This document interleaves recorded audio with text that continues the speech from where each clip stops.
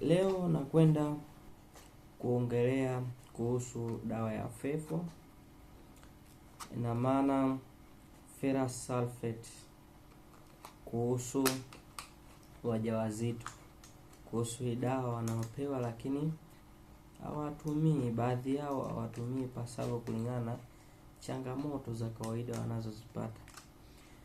Ni kwamba folic acid ambayo ni FeFo, folic sulfate ambayo ni FeFo, hii dawa ni nzuri kwa mama mjamzito pale ambapo anameza. Inamsaidia katika ukuaji wa mtoto, pia inamsaidia katika increase damu. Ina maana inamsaidia katika damu iweze kuongezeka ili asiweze kukutana na changamoto ya upungufu wa damu pale ambapo ikifikia muda wake wa kujifungua.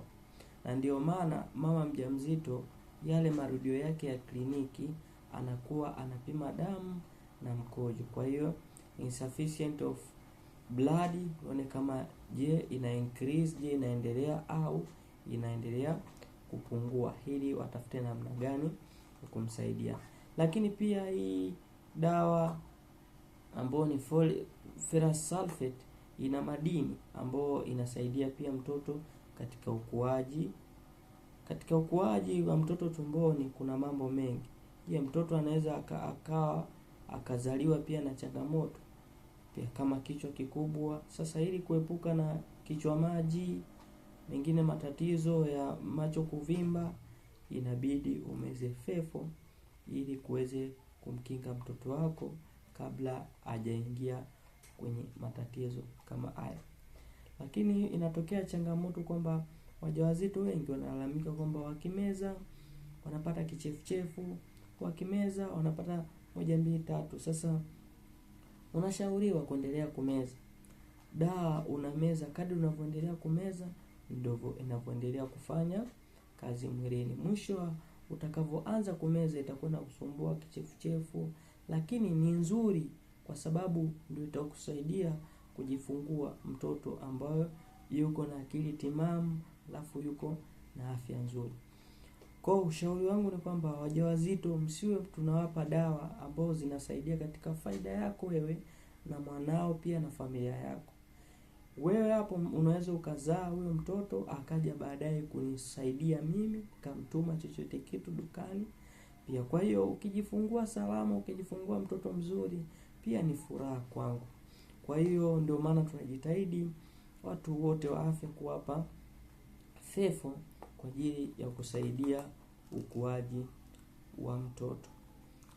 Pia shauri kwamba unameza kwa ajili ya faida ya familia, sawa, na pia faida ya taifa, kwa sababu mtoto utakayemzaa ni wa taifa yote, sio wa kwako peke yako.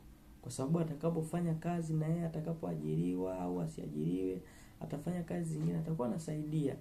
Maana hata mfanyabiashara anafanya kazi, lakini hiyo kazi yake ambayo ana eat more, ana eat slow, ana eat kidogo, lakini unakuta kile ambacho anakiuza ndio consumption yake ya kumsaidia jamii.